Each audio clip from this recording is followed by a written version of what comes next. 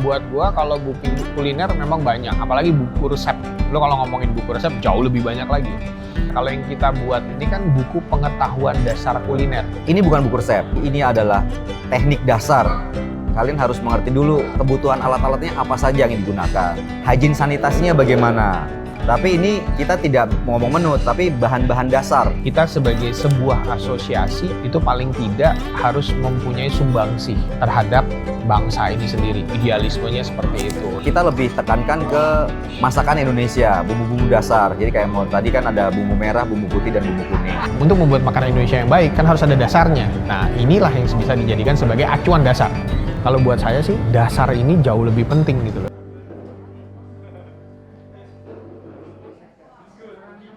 Oke, langsung. Oh, siap. Buat gua kalau buku kuliner memang banyak, apalagi buku resep. Lo kalau ngomongin buku resep jauh lebih banyak lagi. Nah, kalau yang kita buat ini kan buku pengetahuan dasar kuliner. Jadi pengetahuan dasar. Ini bukan buku resep. Peluncuran buku pengetahuan dasar kuliner adalah bukan buku resep, tetapi ini adalah teknik dasar. Kalian harus mengerti dulu kalau memasak kebutuhan alat-alatnya apa saja yang digunakan. Peralatannya juga sama. Hygiene sanitasinya bagaimana. Setelah itu baru makanan apa yang akan dibikin. Tapi ini kita tidak ngomong menu, tapi bahan-bahan dasar. Jadi kayak model bawang merah, bawang putih, cabai, bumbu-bumbu rempah, ada merica, ketumbar. Nah, hal-hal seperti itu yang kita mencoba terangkan. Jadi dari bentuknya, spesifikasinya, warnanya. Jadi kita mencoba untuk menterangkan di situ. Kita lebih tekankan ke masakan Indonesia, bumbu-bumbu dasar. Jadi kayak tadi kan ada bumbu merah, bumbu putih, dan bumbu kuning. Nah, yang kita pikirkan pada waktu itu adalah kita sebagai sebuah asosiasi itu paling tidak harus mempunyai sumbangsih terhadap bangsa ini sendiri. Idealismenya seperti itu. Tapi kita memilih jalur pendidikan, terutama anak SMK yang di bidang boga, karena bidang kita kan adalah bidang boga. Nah, itu yang kita pilih untuk kita sumbangkan buku pengetahuan dasar kuliner yang dibuat oleh asosiasi demi anak-anak SMK atau paling tidak anak-anak Indonesia yang mempunyai jalur pendidikan di bidang boga. Tujuan untuk pembuatan buku pengetahuan dasar kuliner ini adalah kita ingin sama-sama berbagi, menjadikan mitra belajar bagi adik-adik di SMK atau perguruan tinggi untuk memberikan pengetahuan dasar, antara lain bahan-bahan, bumbu-bumbu, metode memasak, begitu juga dengan peralatan sama kegunaannya. Yang biasanya untuk buku-buku kuliner itu yang ditemukan adalah resep atau bagaimana cara membuat, tetapi di sini kita tidak memberikan itu. Yang kita berikan adalah bagaimana cara membuat makanan dengan teknik dasar yang baik, dengan teknik dasar yang benar. Contohnya misalnya pengetahuan dasar untuk bumbu Indonesia, ada bumbu putih, bumbu merah, dan bumbu kuning. Perbandingannya seperti apa? Itu yang kita berikan.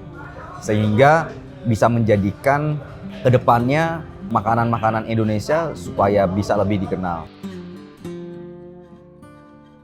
Kita akhirnya setelah buku ini jadi, Bu Atun tiba-tiba memberikan sebuah foto di mana kita pertama kali ketemu untuk bicara kita mau bikin buku nih. Nah, begitu kita lihat tahunnya, oh itu 5 tahun yang lalu.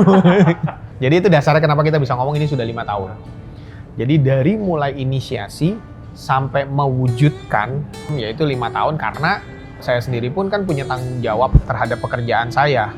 Sesuatu yang istimewa itu perlu lama. Kalau yang sebentar itu ya cuma oseng-oseng gitu aja, ceplok telur itu biasa ya. Gue kadang-kadang udah sibuk ya, gue hilang juga gitu kan, udah lupa lagi. Akhirnya lebih banyak lupa karena memang terpotong oleh pekerjaan kita masing-masing gitu loh. Sehingga akhirnya mundur. Terutama yang paling lama adalah momen dimana buku ini harus bolak-balik untuk pengecekan akhir sebelum dia done. Ngeceknya ke siapa? Ke gua. Jadi kan dari penulis kita baca ulang, ada kalimat-kalimat yang nggak enak kita ganti. Sebenarnya itu kan sesuatu yang lumrah ya dalam sebuah proses pembuatan buku, tapi itu yang tidak gua prediksi sebenarnya bahwa serumit itu akhirnya. Gini, jadi sebenarnya buku ini tuh kita pure mau mendonasikan bagi dunia pendidikan terutama SMK atau sekolah tinggi pariwisata lainnya. Sebenarnya mengapa SCP didirikan? SCP didirikan itu sebenarnya kita memang ingin memberikan pengajaran. Kita memang menitik beratkan ke edukasi. Edukasi dalam arti kata bisa ke pelajar ataupun jatuhnya ke profesional. Jadi edukasi-edukasi ini yang kita ingin turunkan, kita ingin tularkan dan kita ingin wariskan sehingga mereka bisa mendapatkan pembelajaran yang benar. Kalau dalam proses pembuatan buku sebenarnya yang terlibat itu adalah ACP. Ya, memang di akhir itu saya lebih ke finishing akhir untuk membaca lagi ya. Jadi sebenarnya terlalu complicated sih. Lu coba baca deh, ini materi ini, lu coba baca deh materi ini dan segala macam. Jadi teamwork lah ya. Memang makanya kan akhirnya lempar bolak-balik.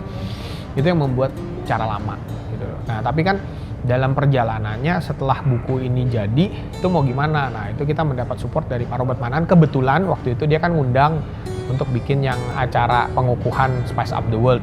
Kita Indonesia 17.000 pulau, kayanya luar biasa, tapi kok di dunia nggak dikenal gitu.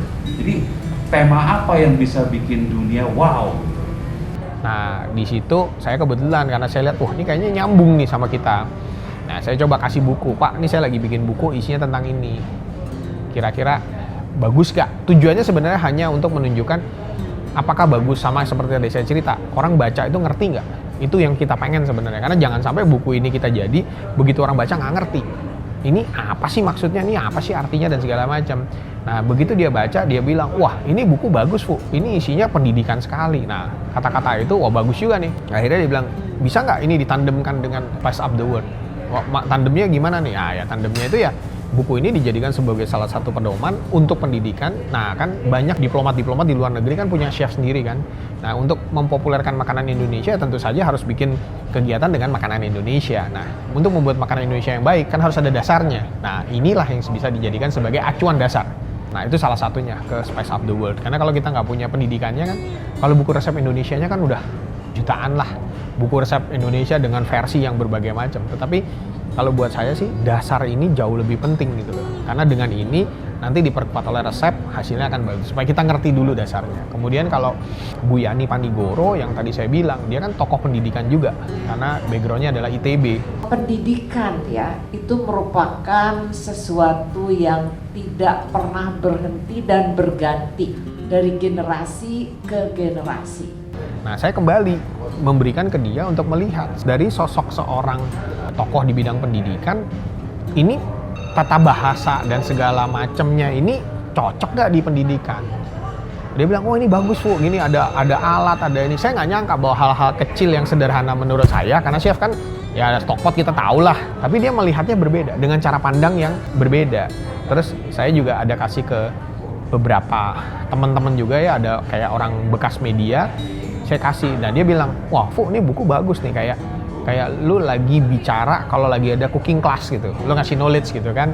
Ya, jadi sebenarnya cukup banyak gitu. Saya melibatkan secara tidak langsung sih sebenarnya.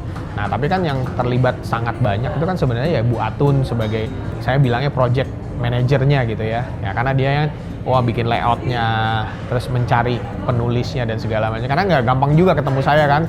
Bisa aja mungkin yang nggak cocok penulisnya bukan saya gitu. Karena kan saya cuma tinggal ngasih konten dan segala macam. Penulisnya kan harus menulis, merancang kata-kata dan membuat dalam bahasa Indonesia yang baik dan benar kan gitu. Karena buku kan susah ya kalau bahasanya jelek kan. Ya itu yang jadi tanda tanya buat saya sebenarnya. Iya kepengennya sih ada, kepengennya. Dan ini kan juga Bu Yani aja udah ngomong sampai buku kelima kan. Pak Robert juga udah ngomong gitu kan. Nah, Bu Atun sendiri begitu ini jadi udah langsung ngomongin buku kedua kapan gitu. Jadi sebenarnya kan kalau melihat itu banyak orang sebenarnya mau ya supaya kita bisa melanjutkan ini. Tapi untuk melanjutkan ini juga nggak bisa dibilang mudah gitu loh. Butuh satu buat saya itu adalah komitmen. Mau nggak kita go ini untuk yang kedua. Selain daripada komitmen, waktu, dan terakhir tentu saja faktor dana.